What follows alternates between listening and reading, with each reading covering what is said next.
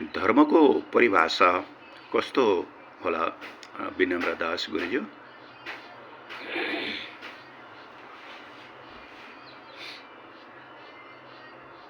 आदरणीय सुशील महात्माज्यू, यो प्रश्न गूढ छ।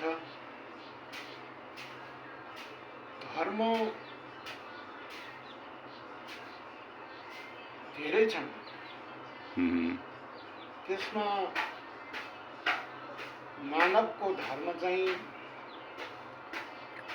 स्वधर्म हो। स्वधर्मभित्र दया, क्षमा, प्रेम, करुणा, मुदिता र तितिक्षा पर्दछन्। यसमा अहिंसा ही परमो धर्म। अहिंसा कति राम्रो। अहिंसाको परिभाषामा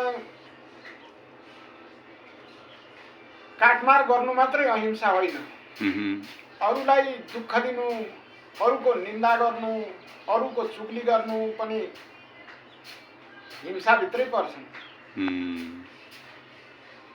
त्यसैले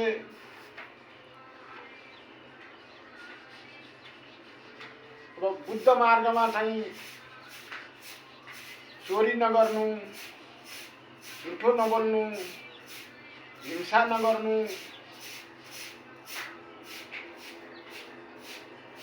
यी आदि गरिएका धर्मभित्र पर्छन्। स्वधर्ममा चाहिँ अघि बताए जस्तै दया, क्षमा, प्रेम, करुणा, मुदिता र तितिक्षा पर्छन्।